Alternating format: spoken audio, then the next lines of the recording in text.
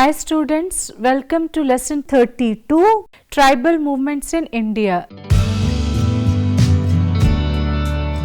Indian Adivasi inhabitants or tribal population comprise about 8.2% of Indian population. Adivasis are the original inhabitants of the land. The tribal habitat and culture provide the tribal community a sense of freedom, self-identity and respect. It also facilitates and empowers them to remain united against any kind of exploitation, oppression and harassment by non-tribals. There are several tribal uprisings in tribal history of India against the exploiters. After completion of this lesson, you will be able to understand the causes and consequences of tribal movements. You will be able to explain the various tribal movements in India. Let us now discuss about some tribal movements. Tribal movements in India are highly diversified, yet there are common factors in tribal movements in India. The tribal movements are responses to various factors as put forward by B.K. Roy Burman, that is, response to threats to the privacy of habitat, threats to access to and control of resources, disruption of traditional roles in the total interaction setup, search for new meanings of the relationship between man and nature, quest for new meaning of the relationship between individuals and society, search for new frontiers of identity, search for a more satisfactory system of control of resources and search for a more satisfactory system of organization of community power at all levels. Let us now discuss about the causes of tribal movements. According to 𝗂𝗽𝗻𝗁, a renowned anthropologist, it is possible to classify tribal movements in India before 1947, which can be categorized into three types. The first type is called the reactionary movement. It attempted to oppose political or social reform by the tribes, mostly in the context of mixture with non-tribes. Such movement was mostly seen among the tribals living a simple and isolated life in forest. Whenever they saw alien groups creating obstacles in their life, they became offensive and tried to bring back the good old days. The second type is conservative, which opposed any kind of changes in tribal life and culture and sought to maintain status quo. The third type is revolutionary, that aimed to replace certain traits of their traditional culture or social order with a progressive one. This movement is also termed as revivalist, as the leaders of such movements also sought to purify certain elements of culture by eliminating evil customs, beliefs and institutions. Apart from these, there are several other attempts to classify tribal movements. For instance, Kumar Suresh Singh has suggested a four-fold classification which is based on four parameters. Firstly, political autonomy, example Jharkhand movement. Secondly, agrarian, example Santhal movement and forest based issues like coal movement. Thirdly, Sanskritization, example Bhagat movement, and fourthly, cultural movements for script and language, example Bhil movement. S.M. Dubey has classified these movements into four categories, namely religious and social reform movements, secondly movements for separate statehood, thirdly insurgent movements and fourthly cultural rights movements. Ghanshyam Shah too has categorized them in three groups, which are ethnic, agrarian and political. According to Roy and Debel, destruction of forests as a consequence of felling of trees for industrial purposes has threatened the small communities of hunters and food gatherers. In spite of some rehabilitation and resettlement programs, a large section of the tribals became the victims of development projects, and they could not also adequately adapt themselves with new challenges. Let us identify the major causes of tribal movements in India. The tribals' mainstay was shifting agriculture, hunting, fishing and the use of forest produce. With the influx of non-tribals into traditional regions of the tribals, the practice of settled agriculture was introduced. This led to loss of land for the tribal population. The tribals were reduced to being landless agricultural labourers. The British introduced money lenders into the tribal areas, which led to severe exploitation of the local tribals. They became bonded labourers under the new economic system. The tribal societies had a system of joint ownership of land, which was replaced by the notion of private property. There were restrictions imposed on the use of forest produce, on shifting agriculture and on hunting practices. This led to the loss of livelihood for the tribals. Tribal society was traditionally egalitarian compared to mainstream society, which was marked by caste and class distinctions. With the coming of non-tribals or outsiders, the tribals came to be classified under the lowest rungs of the society. A forest department was set up in 1864 by the government mainly to control the rich resources of Indian forests. The Government Forest Act of 1865 and Indian Forest Act of 1878 established complete government monopoly over the forest land. The work of the Christian missionaries also led to social upheaval in tribal society, and this was also resented by them. So, the basic issues behind the tribal movements in India after independence are land alienation, unemployment, deprivation, cultural submergence and unbalanced development.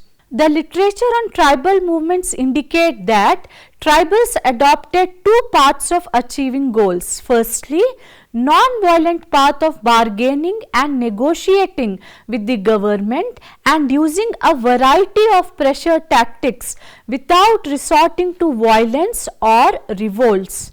Secondly, militant path of revolts or mass struggles based on developing the fighting power of the exploited, oppressed tribal strata. The tribes of India have always protested against any acquisition of their land and exerted their rights over forest resources. In recent times, displacement due to industrial and developmental projects has affected them the most. There have also been movements for social, cultural and political reasons. Let us discuss few prominent tribal movements in India. Beginning with Santhal movement between 1855 and 1856. Santhals are mainly concentrated in Chota Nagpur Plateau, Jharkhand and its bordering areas of Bihar and West Bengal. Santhals were basically agriculturalists. The seeds of the Santhal peasant revolt were sown in 1793 when the Britishers introduced the permanent land system. This took away lands from the Santhals which they had owned from centuries. The Britishers provided land on auction to the zamindars and peasants. The common peasantry was exploited badly by increasing the land tax by the zamindars and the Britishers. On the other hand, the common peasantry was also exploited by the money lenders. The causes of Santhal movement are high rate of interest charged by the money lenders, physical torture and violence by zamindars. Santhals were forced to pay all kinds of levies and taxes. In case of non-payment, they were abused and disposed of their property. Trespassing on the land of Santals, torture, cruelty and oppression by the Britishers were also the causes of Santhal rebellion. The Santals turned against the British government since the latter were protecting the oppressors of the Santals. Under the leadership of two Santhal brothers, Sidhu and Kanhu, this tribal movement gained momentum. The rebels cut off the postal and railway communication between Bhagalpur and Rajmahal and proclaimed the end of company's rule and commencement of the Santhal regime. They attacked the houses of the moneylenders, zamindars, white planters, railway engineers and British officials. The open war with British continued till February 1856, when the rebel leaders were finally captured and the movement was put down with a great deal of repression. It was due to Santhal movement that the British government recognized the tribal status of the Santhals. The entire Santhal concentration area was known as Santhal Parganas. It was a movement which the Santhals gave a message to the entire peasantry of the country to rebel against the moneylenders and zamindars. Let us now discuss about Khond uprising. The Khonds lived in vast hill tracts stretching from Tamil Nadu to Bengal, covering central provinces and in virtual independence due to inaccessible mountainous terrain. Their uprisings from 1837 to 1856 were directed against the British, in which the tribals of Ghumsar, 𝗖𝗎𝗻𝗻𝗃, Kalahandi and Patna actively participated. The movement was led by 𝗧𝗧 𝗧𝗧 in the name of young Raja.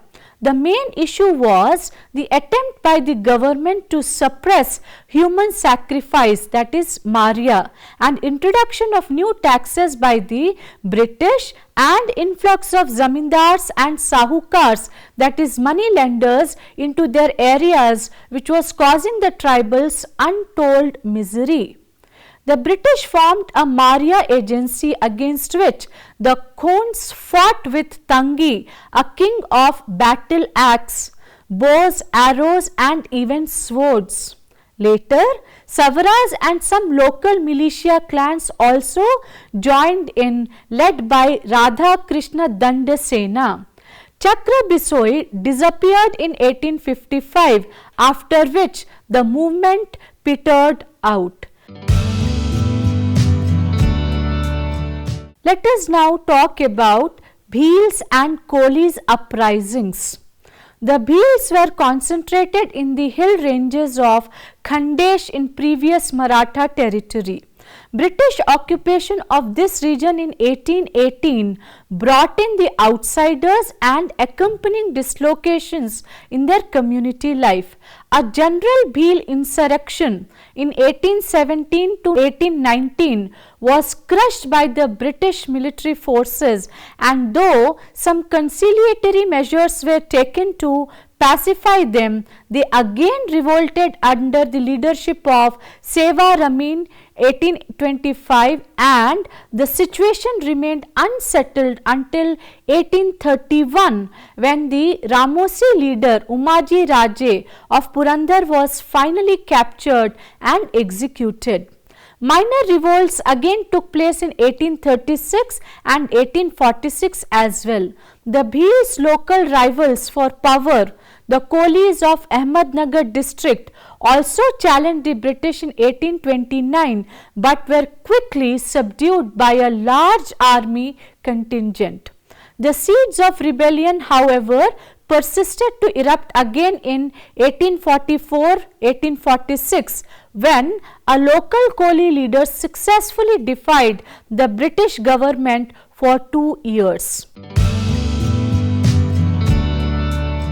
Let us now discuss about Munda movement. Munda is one of the prominent tribes of Chota Nagpur region. Birsa Munda led this movement in the region south of Ranchi in 1899-900. The Ulgulan, meaning the Great Tumult, sought to establish Munda Raj and independence. The Mundas traditionally enjoyed a preferential rent rates as the 𝗬𝗏𝗃𝗍 or the original clearer of the forest. But in course of the 19th century, they had seen this 𝗬𝗏𝗃𝗍 land system being eroded by the Jagirdars, that is landlords, and 𝗘𝗍𝗍dars, that is contractors, coming as merchants and money lenders. This process of land alienation had begun long before the advent of the British. But the establishment and consolidation of British rule accelerated the mobility of the non-tribal people into the tribal regions. The incidence of forced labor or 𝗵𝗵𝗍𝗺 also increased dramatically. Unscrupulous contractors, moreover, had turned the region into a recruiting ground for indentured labor. Yet, another change associated with British rule was the appearance of number of Lutheran, Anglican and Catholic missions.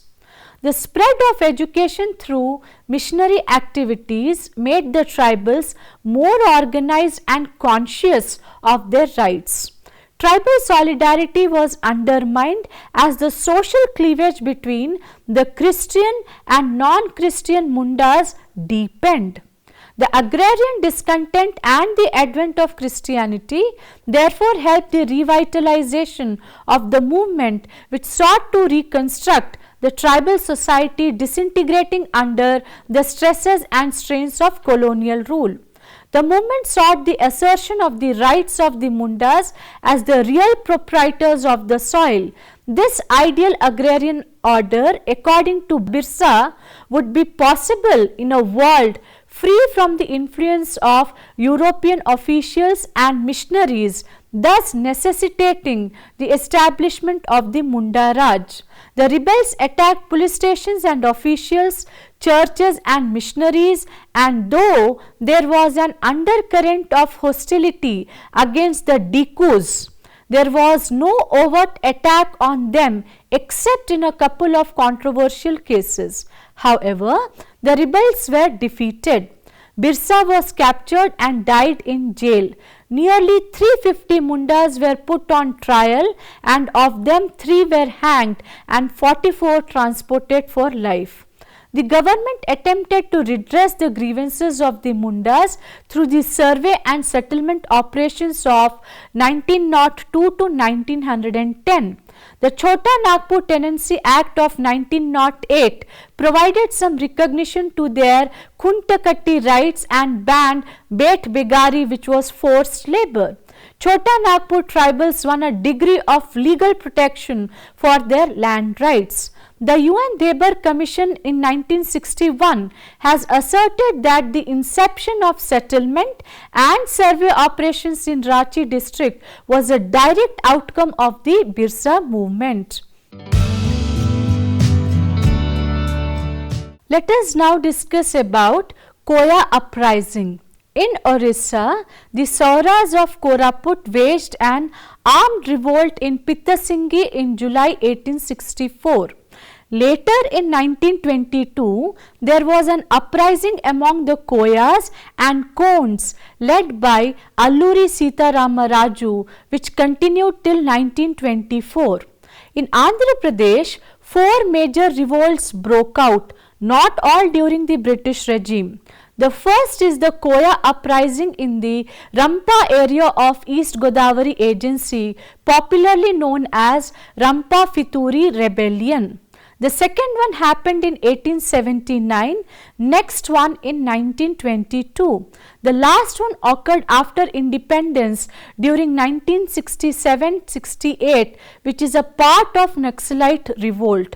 The Rampa rebellion of 1922, under the leadership of Alluri 𝗧𝗦𝗔𝗧, the tribal movement was fought against British as a protest to the 1882 Madras Forest Act in Visakhapatnam. As per the Act, tribal people were restricted on the free movement in the forest areas and prevented them from engaging in their traditional Podu, that is shifting cultivation and use of the forest for firewood and toddy.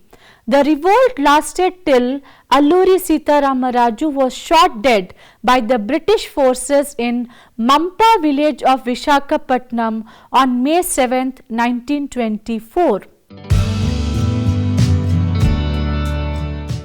Let us now discuss about Mizo movement. Before the formation of Mizoram state in 1987, the Mizo dominated areas in India were a part of the Mizo district of Assam state. The Mizo organizations, including the Mizo Union, had long complained of stepmotherly treatment at the hands of the Assam government and demanded a separate state for the Mizos, that is Lusai tribes. Every 48 years, a cyclic ecological phenomenon called Mautam leads to widespread famine in this region. When such a famine started in 1959, the Mizos were left disappointed by the Assam government's handling of the situation. The introduction of the Assamese as the official language of the state in 1960 without any consideration for the Mizo language led to further discontent and protests. The growing discontent with government ultimately resulted in a secessionist movement led by Mizo National Front MNF, an organization that had evolved out of a famine relief team. While the Mizo Union's demand was limited to a separate state for the Mizos within India, the MNF aimed at establishing a sovereign Christian nation for the Mizos. The extremist section within MNF advocated the use of violence to seek independence from India. A special armed wing called Mizo National Army MNA was created for the purpose.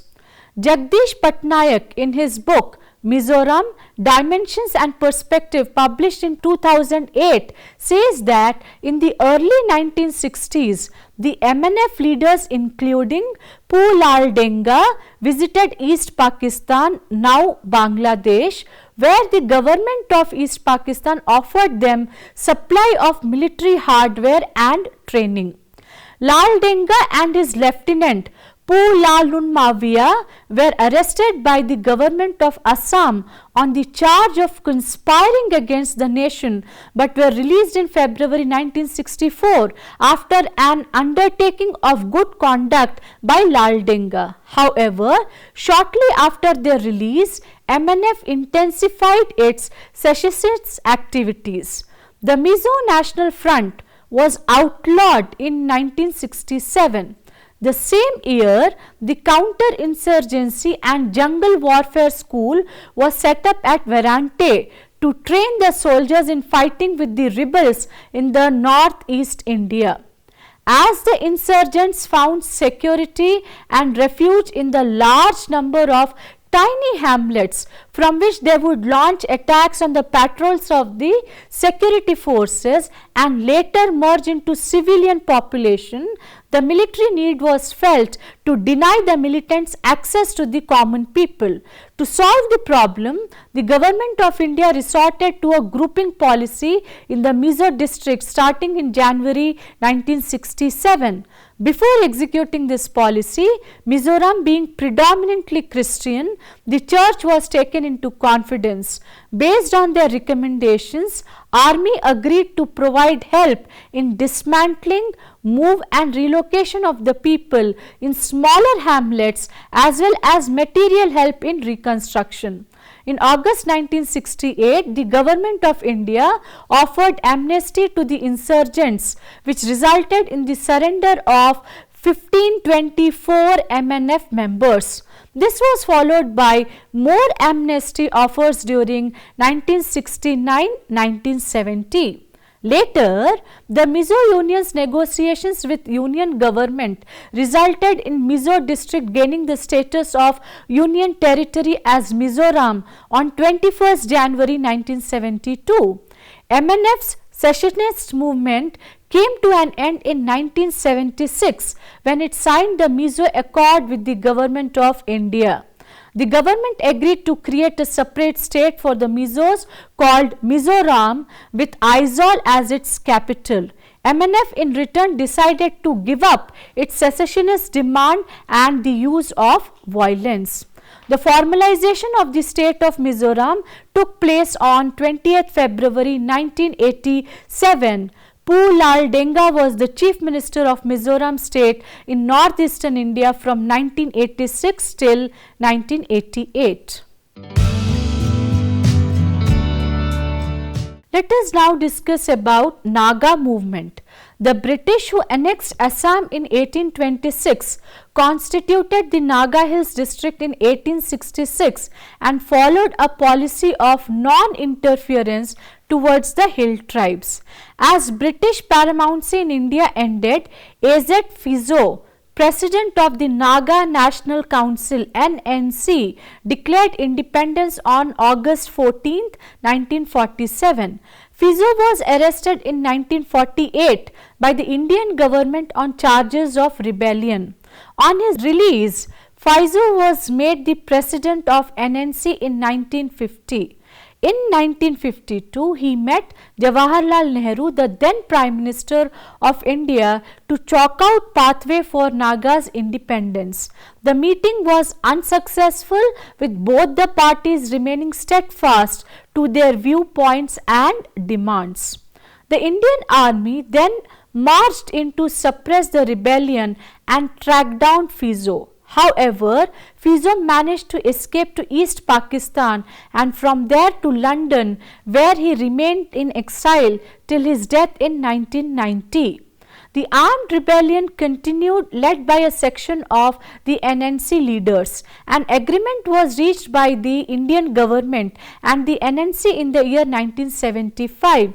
This came to be known as the Shillong Accord, which some leaders in the NNC called as total betrayal, including 𝗖𝗚𝗺𝗺, the 𝗧𝗦𝗇 and 𝗂𝗵𝗺. This led to the formation of the Nationalist Socialist Council of Nagaland, or the NSCN, in late 1970s under the leadership of 𝗖𝗚𝗃, 𝗬𝗏𝗏 𝗧𝗦𝗇 and 𝗂𝗵𝗺. The National Socialist Council of Nagaland was formed on January 31st, 1980 by 𝗖𝗚𝗃. 𝗧𝗦𝗇 and SS 𝗂𝗵𝗺, opposing the Shillong Accord signed by the then Naga National Council with the Government of India. Later, misunderstandings surfaced within the outfit leaders over the issue of commencing negotiation dialogue with the Indian government, and on April 30th, 1988, the NSCN split into two factions, the NSCN-K led by S. 𝗂𝗵𝗺 and NSCN-IM led by 𝗖𝗚𝗃, and 𝗧𝗦𝗇. The split triggered spat of violence and factional clashes between the factions. It started an underground Naga federal government having both civil and military wings. It again split into two factions in the late 1980s, the NSCN-IM and the NSCN 𝗂𝗵𝗺. In 1992, the then Governor M.M. Thomas, a clergyman from Kerala, made the first successful move to get in touch with the NSCN. On June 15, 1995, then Prime Minister Shri P.V. Narasimha Rao first met 𝗧𝗦𝗇 and 𝗬 in Paris. A ceasefire was agreed upon with the Government of India with effect from August 1997. Subsequently, former Prime Minister Shri H.D. Deve Gowda in February 1997, former Prime Minister Shri 𝗂𝗶𝗵𝗺 𝗵𝗵𝗆 in September 1998, and former Prime Minister Dr. Manmohan Singh in December 2004 also met them. At least 50 50 rounds of talks have been held between the two sides at various levels. While recognizing the cultural distinctiveness of Nagas, Jayaprakash Narayan, who travelled extensively in Nagaland and in 1965 published Nagaland में शांति का प्रयास, The Prospects for Peace in Nagaland, urged them to be part of India. He met leaders of the underground and advised them to shed their arms and contest elections and thus take over the administration by peaceful means. In the late 80s, the Swedish journalist Bertil Lintner travelled in the Naga borderlands. Lintner gave the rebels the same advice as Jayaprakash Narayan, that is to accept and deepen provincial autonomy. The government of India under the leadership of Prime Minister Shri Narendra Modi on August 3rd, 2015 signed a historic peace accord with leading Naga separatist group Nationalist Socialist Council of Nagaland, 𝗧𝗦𝗔𝗍. Now let us talk about Tana Bhagat movement between 1914 to 1919. Tana Bhagat movement was a tribal uprising of a section of Tana Bhagats and the Oraons under the leadership of Jatra Oraon, occurring during the late colonial period in the Chota Nagpur region of Bihar, India. The Tana Bhagats opposed the taxes imposed on them by the British and they staged a satyagraha, that is civil disobedience movement, even before Gandhiji's satyagraha movement. They opposed the zamindars, the baniyas, that is moneylenders, the missionaries and the British. Tana Bhagats are followers of Mahatma Gandhi and believe in ahimsa, that is non-violence. Dear students, let us now summarize this lesson. The tribal movements in India are highly diversified with reasons being varied. The Santhal and the Munda movement were due to exploitation. The Gonds in Madhya Pradesh and Mahars in Andhra Pradesh revolted due to economic deprivation. The tribal movements due to separatist tendencies are exemplified by those of the Nagas and Mizos. The tribal movement seeking political autonomy and formation of a state is epitomized by Nagas, Mizos and Jharkhand movements. Tribal movements in India is the result of oppression and exploitation of the tribals by non-tribals, which was retaliated earlier through disorganized force and later through organized peace movements or through militant groups.